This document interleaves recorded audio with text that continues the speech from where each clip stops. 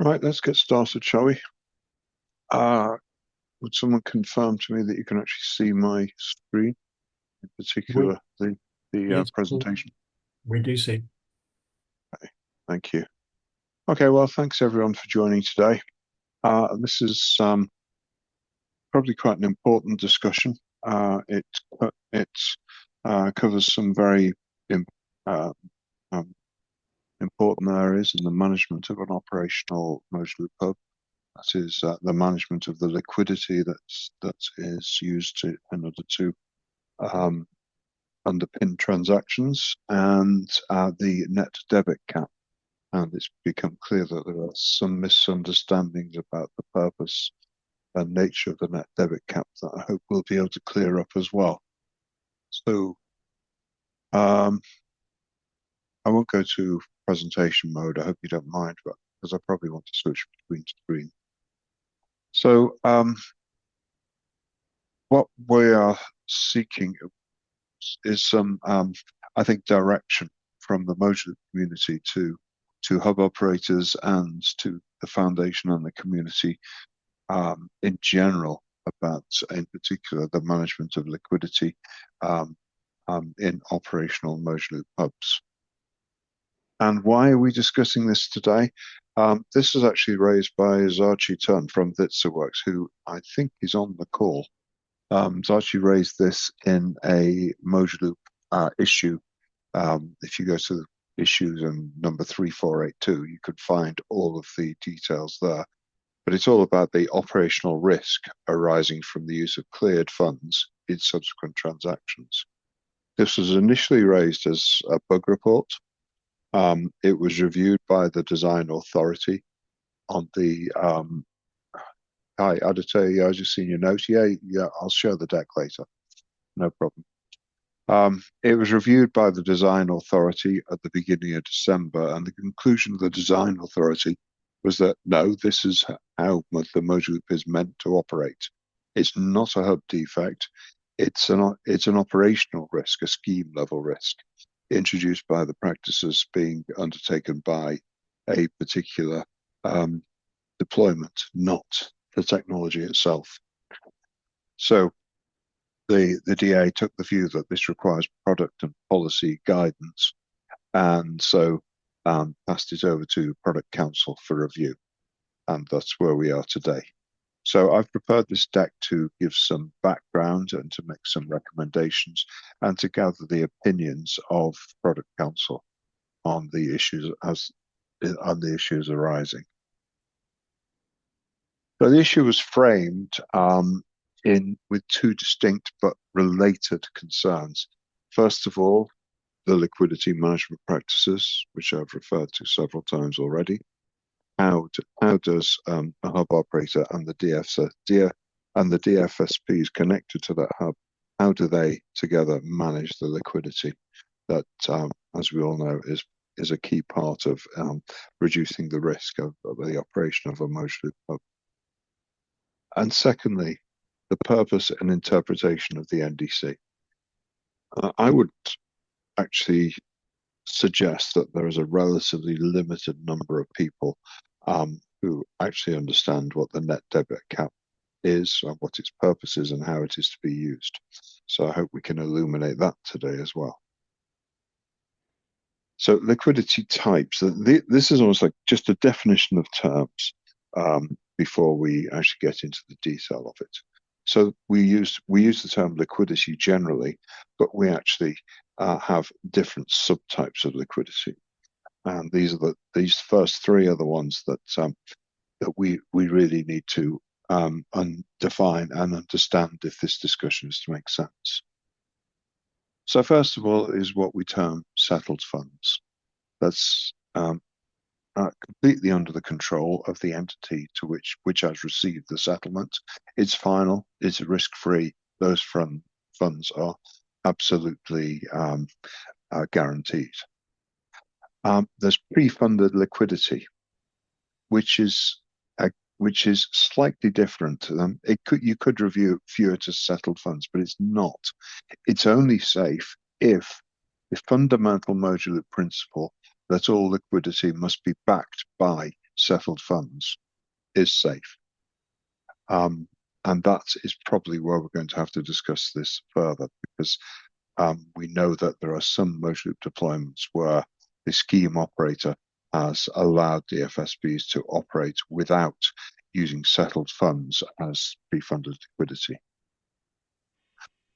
And finally, we have cleared funds, which are the funds that a DFSP, accredited DFSP, receives as part of transactions, and which are in principle of the property of that accredited DFSP.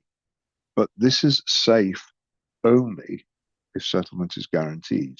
See, if we refer to the previous description, pre-funded liquidity, it's only safe if the Mojaloop principles are upheld of all pre-funded liquidity being made available through settled funds. So the risk that we've seen in this issue that's been identified by LitsaWorks only emerges when that pre-funding requirement has been relaxed. Before I move on, does anyone have any comments? No? Okay. So this is the risk to a scheme. So the DFSP is trading on cleared but unsettled funds, which actually is a fundamental Mojaloop principle that we encourage that because it reduces the liquidity requirement. But then subsequent settlement fails or is delayed due to a lack of pre-funded liquidity using settled funds. And the risk of that obviously is potentially the failure of that particular DFSP's position, and there's therefore obviously the risk of downstream default and contagion risk that you could, in principle, if this was particularly badly managed, essentially bring down a whole Mojaloop hub through this. So the risk is introduced by scheme choices. It's not the hub logic. There is no technical way for a Mojaloop hub to guard against this risk. It's a risk which is introduced by decisions, choices made by a scheme operator. Now, a brief diversion onto what the NDC is and what it is not. There are some views that I've heard expressed within the Mojaloop community that the NDC is some sort of safety margin or substitute for liquidity. It is not that. It is absolutely not. Instead, it is a ceiling on the obligations a DFSP may currently incur. So I might have liquidity of, say, $10,000, but I put a net debit cap of $1,000 on, and that means I will only actually entertain transactions to which I am a debtor to the total value of up to $1,000. So $9,000 is not being used for whatever purpose. So the primary purpose of the NDC is about managing liquidity during settlement engine downtime. That's what it was introduced for, and that's its continuing purpose, its sole purpose. So why do we have NDCs? Why do we think there's a need to manage the liquidity in this way? It's because settlement systems aren't always available. An IPS based on Mojaloop is typically a 24/7 service, but settlement services, particularly where they're implemented through an RTGS, a real-time gross settlement system, is not always available. A typical RTGS in most countries will only operate during office hours 5 days a week. I know some operate longer hours. I think the one in Kenya works through till 7 p.m. But still, there's an awful long time when they're not operating. Public holidays, outages of the RTGS, etc., and weekends, of course. These are all times when the RTGS is not available. And therefore, during those periods, settlement cannot happen. So an NDC helps a DFSP to ration the use of liquidity during these periods. It's a useful tool, but it doesn't remove the need for liquidity planning. So a DFSP needs to properly plan for a holiday period, for example, the liquidity they need to make available for their customers who want to carry out a transfer for some form during the holiday period. But the NDC stops runaway use of the liquidity that they have made available. Purely a management tool. Excuse me. Does anyone want to talk about that? Ask any questions? Nope. Okay. Let's move on. So, first question. How should cleared funds be treated? So the fundamental question here is, should cleared but unsettled funds be usable as liquidity? And if yes, under what conditions? And if no, have we considered the cost that places on scheme liquidity efficiency, and therefore the overall efficiency of a Mojaloop deployment? Does anyone want to express a view on that?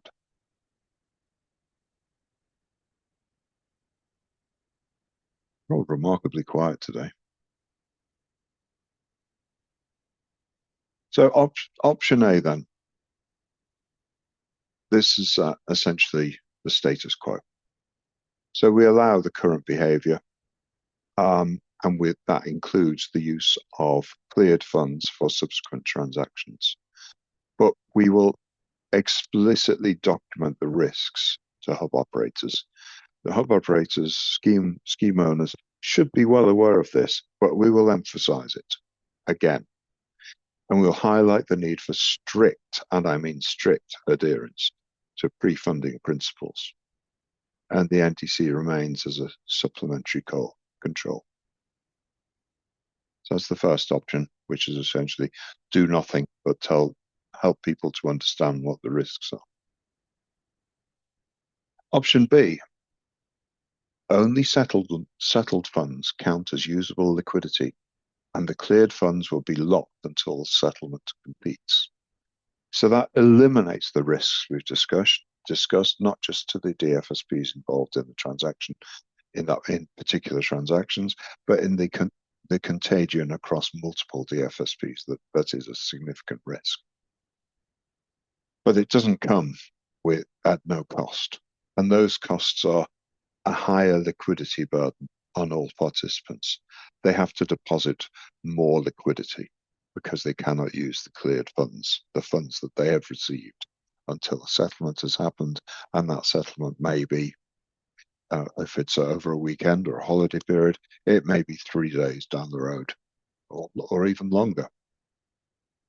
So therefore, there's lower efficiency in the use of liquidity, which generally DFSPs would prefer to avoid.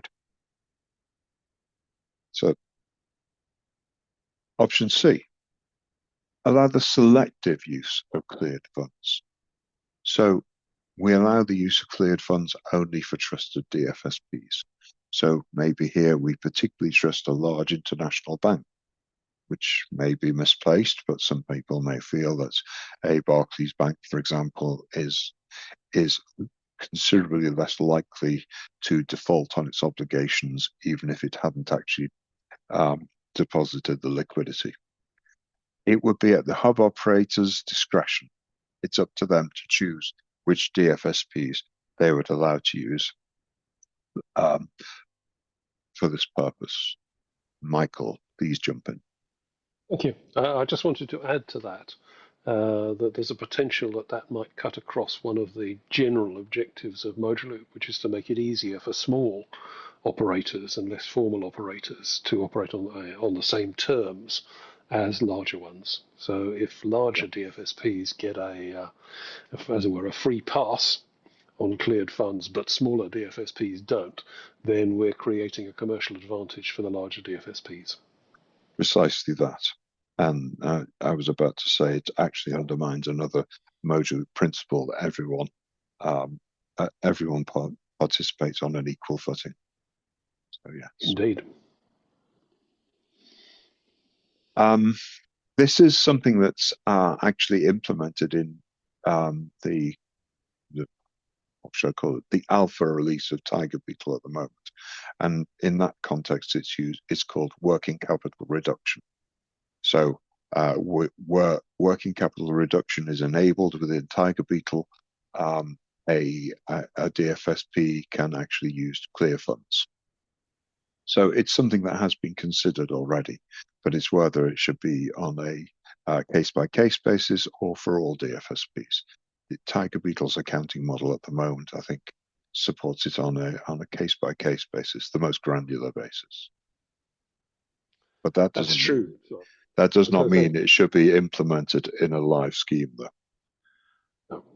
No. So it's true that we Tiger Beetle will support it on a per DFSP basis, but obviously it will be a simple matter for a scheme to say everybody has to work like that. Yeah. Yeah. Okay, so question 2 is really just a general question about NDC. If we have a working capital reduction disabled, so everyone can only use settled funds, is all our work in implementing the NDC and managing it worth it? Should we keep it? Is its purpose well understood by operators? Should it remain mandatory, optional, or exceptional? We, as the people who are involved in the implementation of Mojaloop, we think NDC is a really useful tool, but we're not the users. So I'd really like to gather people's sentiment on that. If anyone has any comment. And the reason I ask that is because under option D, there is this option to decouple NDC from settlement availability. And this is not, to me, a very comfortable option, but it is an option. We could, rather than saying settlement hasn't happened simply because the RTGS is down, we could queue the settlement instructions and therefore assume that it has happened. And it could remove the need for an NDC, and we could then carry out all of the settlement activity all in one go when the RTGS comes back online. So it could remove the need for NDC, but it certainly does not fully solve the liquidity risk. It would only be appropriate in exceptional scenarios where all liquidity, I would say, is available as fully settled funds.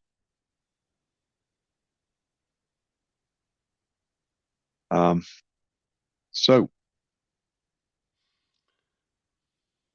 we want product council, all of you here, to express an opinion if you can. What should Mojaloop make available to scheme implementers? What's the preferred liquidity model for Mojaloop schemes? Has the current implementation got it right? What's the acceptability of selected cleared fund usage? How should the NDC be positioned in the future? What guidance should we give to scheme owners and hub operators? Now, I know there are lots of people in the Mojaloop community who feel that their voice isn't being heard. This is your opportunity. Shout, tell me. What do you think? Paul. Hi, Can you hear me? This is Savan here. Yeah, I can hear you clearly. Okay, Paul, two questions. Firstly, can you tell me whether this solution, right, is it operated by a separate entity and the central bank is separate? I mean, the RTGS is separate and the solution is separate. Yes, or is usually. It at the central bank level? The RTGS is generally operated by the central bank. Some Mojaloop schemes could be operated by the central bank or by an entity nominated by the central bank, or it could be entirely separate. We don't make a recommendation in that regard. I'll tell you. So two cases. India uses one where an operator is separate from the central bank, where RTGS and the real-time payments are separate. Okay. Yep. Brazil picks. It has a central bank who's also operating the system. Yes. So for them, they're using settled, they're doing the settlement instantly. So as a Yep. central bank, I can settle the funds then and there in my own system. But when it comes Yep. to NPCI in India, they settle under a 8 settlement cycle in a day. So Yep. RTGS works 24/7, Yep. 8 settlements in a day. So you can imagine for every probably 3 hours, the funds are being settled. Yep. When I say the funds are being settled, you can imagine that there's an settlement guarantee fund which is taken for each of the operators. So every participant that wants to play in this particular role of instant payment needs to have a settlement guarantee fund before coming into playing in this level playing field. Yep. Now, And I would fully support that, Savin. Yeah. That's our preferred position. Absolutely. Exactly. So as you said, there are, as per Mojaloop policy, you said that someone who has a very small entity who cannot participate in this kind of ecosystem, right? Probably for them, what solution can be done is we can bring them as a sponsor bound kind of model. Like these small players, they can come under a big entity who wants to bring them also, the small entity also into this level playing field, but uh, the names will be separate. So the ID and everything will be separate. So it's not that sponsor bank will take away the customer for that particular small Yep. entity. Yeah. Yeah. So Mojaloop supports that model as well. Yeah, Absolutely. so that's a sponsor kind of model. On the part of NDC, once you take the settlement guarantee fund from each of the participant into this ecosystem, whenever, so you keep a net debit cap, say, depending upon the type of cycle of settlement that you have for this particular entity. The debit cap totally depends upon if the operator is separate from the central bank and the central bank is only operating the system. So there's a if, but, and no. There's all scenarios which come into play. But situations where the net debit cap needs to be maintained, it is needed for all the participants because today, suppose entity A is on a payable position, but for some reason it files bankruptcy. So we'll not be able to actually retain this money until if it crosses the settlement guarantee fund that we are taken for. So as you said, $1,000 that we are kept as NDC and 10,000 as a settlement guarantee fund. Just giving you an example. Suppose NDC is not there and the debit cap goes more than $10,000. How will you recover it from that particular entity? So that's where NDC plays we a would very not vital allow role. that to happen. Yeah, exactly. The Mojaloop Club would not allow that to happen. Yeah. Exactly. So NDC, you can keep two types of caps over there. As you definitely rightly mentioned, it's not a technical problem. It's a schematic problem. NDC can have a two breach. One is soft breach and one is hard breach. So soft breach is one where one NDC can say that, okay, $1,000. Yeah, you allow that $1,000 to go through. But second breach, which is a hard breach, where after $2,000, you don't allow the transactions to go through. Okay. And well, in my view, it's either a cap or it's not a cap. Exactly. Like a soft breach for $1,000, where the entity is notified that, okay, you breached the debit cap and $2,000 is the hard cap, saying that $2,000, you cannot transact after that. I mean, that keeps you safeguarded as well as you're not penalizing directly to the entity also. Yes. Michael, would you like to answer that? To respond to that? Yes, sorry, I was going to say that I think what Savin is talking about, correct me if I'm wrong, Savin, is what Mojaloop does by sending a message to a participant if their position gets within a certain limit of their net debit cap. So that's equivalent to the soft bridge, I think, that you're talking about. So if they pass that limit, let's say their position has got to 80% of their net debit cap or whatever it's set to, and it can be set by participant, they get a message from the system saying, you're within 80%, you're within 20% of your net debit cap, you need to deposit further funds or decide what you're going to do, that kind of thing. So I think that's how Mojaloop does what I think you're talking about. Is that right, Yeah. Savin? Yeah, Michael. Okay, well, thanks for that, Michael. Yes, and Savin, you make a good point about the different organizations of certainly PICs. They certainly have an integration, since the entire thing, the RTGS and the IPS, are both implemented and operated by the central bank, which makes integration somewhat easier. And somewhat similar situation for NPCI and UPI. So, yeah, with regard to the NDC, I think the issue here is that we within the Mojaloop community think it is a very valuable capability or feature of the Mojaloop Hub, but I don't think that the use of it has been widely understood. So one of the aims of today was to propagate a deeper understanding of the use of the NDC. With regard to liquidity, I think it's and it's really trying to get a greater understanding from the Mojaloop community about what the community would like to do with regard to the use of cleared funds for in subsequent transactions. Michael, jump in, please. Thank you. I just wanted to register a personal opinion here, which should not be construed as in any way an opinion that the Mojaloop Foundation would endorse. I hate the net debit cap. It's only there because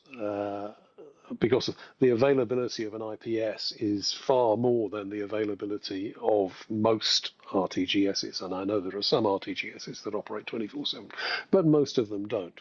And this is essentially a way of compensating for the fact that RTGSs are not really meeting the needs of IPSs. I agree. If Mojaloop was operating in a perfect world, there would be no requirement for an NDC, and it is not a perfect solution. There isn't a perfect solution to that, but it is a solution which puts some of the control back in the hands of the DFSP affected. Yeah, and apart from that, the principal question remains around the use of cleared funds for the use in subsequent transactions. And we certainly, I would certainly stand by, what was it? Option A, allow the current behavior and document the risks to hub operators. And that to me is definitely our short-term approach here. And option B, of only using settled funds only, to me is not a great solution, because part of the point was always to reduce the liquidity burden on smaller DFSPs. So yeah, I prefer to avoid that if we can. And selective use of cleared funds effectively, yeah, it improves the efficiency of a scheme, but it does mean that smaller DFSPs are put at a disadvantage, certainly with regards to the efficiency of the use of funds. I would encourage any of you to express an opinion on this, and if not now, then on the Product Council Slack channel or anywhere else via email, whatever you might choose. Anyone else want to express an opinion? But Paul, that's what I was highlighting. I just wanted to understand, Michael said that he's not in line with the NDC there. I just wanted to understand how will, without NDC, the risk can be mitigated in that particular situation. Just wanted to understand. I agree, Savin, that given that RTGSs are not properly serving the needs of IPSs, we need some method of compensating for that, and that's what the net debit cap is. And essentially, all the net debit cap does is it provides a simpler and easier way for participants to make more or less funds available at any given time. The process for depositing funds and for verifying that funds have in fact been deposited in the correct way is necessarily quite a non-trivial one. Whereas the method for changing the net debit cap is a simple one which participants can operate for themselves without needing to involve anyone else. That's not to say, as I say, that I think it's anything other than necessary in the world we live in. I just wish we are just hoping that soon we will live in a better world where RTGSs can execute. Got it. Yeah. To clarify, that was the message I was trying to deliver as well. But Okay. Okay. in an ideal world, we don't need the NDC, but we don't live in an ideal world. So I wish we were in that ideal yeah, world.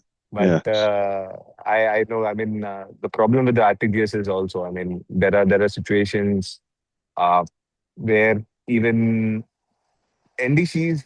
Okay. I mean, there are situations even where a participant, right? I mean, uh, they can file for bankruptcy. They can go overboard at times. So how? So we are even situations where even you have taken a settlement guarantee fund of say $10,000, but the debit for that particular entity goes more than $10,000. So mitigating that kind of risk also is something which takes a toll on the whole ecosystem. yes. That's a whole other issue. I mean, the point about using an RTGS which is controlled by the central bank for purposes of settlement, is that the funds that are deposited in the RTGS accounts are under the control of the central bank and not under the control of the DFSP. So consequently, we can mitigate that risk. And that's probably the principal reason why we recommend the use of an RTGS for settlements rather than settlement services provided by a commercial bank, for example.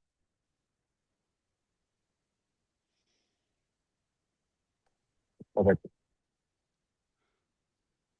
Okay, does anyone else have any comment they'd like to make? Michael, please. Again, thank you. So I was just going to add, we've talked, and Paul has taken us in an excellent and detailed way through the way in which the NEC and, generally speaking, liquidity cover currently works in Mojaloop and how it ought to work, or various ways in which it might work in the future. But as we've also said, the NDC is essentially a mitigation for how can I put this, for shortfalls, shortcomings in the settlement engines which are used by IPSs. Now, the other thing that we might consider and think about is whether there might be other and or better ways of compensating for that. Now, this is a way which, it's been in the Mojaloop system since the beginning, or since almost the beginning. And as far as we're aware, it functions well and meets the requirements, subject to the kind of improvements that can always be made. But it might be that we've missed something here, and there is some other way of performing the same function, which will be equally good as or better than the way in which the NDC works. And if there is, this would be, I hope, the forum where people would bring forward alternative ideas that we can think about and refine. Yeah. Absolutely. I completely agree with that, Michael. What I would say in the immediate term is that we should be highlighting the need for strict adherence to pre-funding principles. There needs to be settled funds underpinning the liquidity to be used for transactions so that we can maximize the efficiency of a Mojaloop deployment and minimize the risk.